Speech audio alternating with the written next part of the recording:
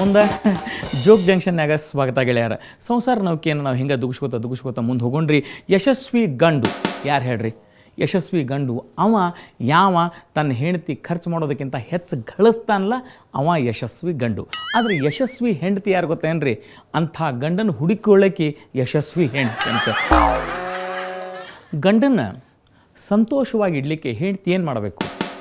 ಇದಕ್ಕೆ ಉಣಕಲ್ದಿಂದ ಶಿರ್ಕೋಳ್ ಅನ್ನೋರು ಇದನ್ನ ಡೀಟೇಲ್ಸ್ ಕಳ್ಸ್ಯಾರ. ಗಂಡನ್ನು ಲಗ್ನ ಆದಮೇಲೆ ಸಂತೋಷದಿಂದ ಇಡಲಿಕ್ಕೆ ಅವನನ್ನು ಹೆಚ್ಚು ಹೆಂಡತಿ ತಿಳ್ಕೊಬೇಕಂತ, ಮತ್ತು ಸ್ವಲ್ಪ ಪ್ರೀತಿಸಿದ್ರು ಸಾಕು ಅವ ಆನಂದವಾಗಿರ್ತಾನಂತ. ಆದರೆ ಹೆಂಡತಿ ಹೆಚ್ಚು ಸಂತೋಷವಾಗಿರ್ಲಿಕ್ಕೆ ಏನು ಮಾಡಬೇಕು? ಆಕೆನ ಭಾಳಷ್ಟು ಪ್ರೀತಿಸ್ಬೇಕಂತ, ಒಟ್ಟ ತಿಳ್ಕೊಬಾರ್ದು ಅಂತ ಹೇಳ್ತಾರೆ. ಮೈಸೂರಿನಿಂದ ರಾಧಾಕೃಷ್ಣ ಅನ್ನೋರು ಈ ಜೋಕನ್ನು ಕಳ್ಸ್ಯಾರ. ಗಂಡು ಬದಲಾಗ್ತಾನ ಅಂತ ತಿಳ್ಕೊಂಡು ಹೆಂಡ್ತಿ ಅವನನ್ನು ಲಗ್ನ ಆಗ್ತಾಳಂತ. ಅಂದ್ರೆ ಗಂಡು ಬದಲಾಗ್ತಾನೆ ಅಂತ ತಿಳ್ಕೊಂಡು ಅವನ ಹೆಂಡ್ತಿ ಆಗ್ತಾಳೆ ಈಕಿ, ಬಟ್ ಅವ್ನು ಬದಲಾಗಂಗಲ್ಲ ಅಂತ.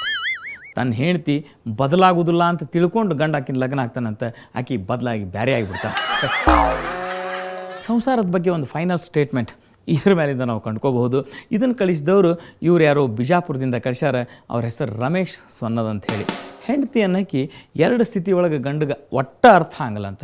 ಒಂದು ಮದುವೆಗಿಂತ ಮೊದಲು, ಇನ್ನೊಂದು ಮದುವೆ ಆದ್ಮೇಲೆ. ಇಂಥ ಮಸ್ತ್ ಲೈನ್ಗಳು ನಿಮ್ಮ ಕಡೆ ಇದ್ದರೆ ನಂಗೆ ದಯವಿಟ್ಟು ಕಳಿಸ್ರಿ. ನೀವು ಅದನ್ನು ಫಾರ್ವರ್ಡ್ ಮಾಡಿದ್ದನ್ನು ಕರ್ನಾಟಕದ ಮಂದಿಗೆಲ್ಲ ಹೇಳ್ತೀನಿ. ನಿಮ್ಮ ಜೋಕ್ ಅಂತ ಹೇಳಿ ಕಾಯ್ತಿರ್ತೀನಿ. ಮುಂದೆ ಎಲ್ಲಿ ಹೋಗ್ಬೇಡ್ರೆ, ಬ್ರೇಕ್ ಮೇಲೆ ಮಸ್ತ್ ಮನುಷ್ಯ ಬರೋರಿದ್ದಾರೆ.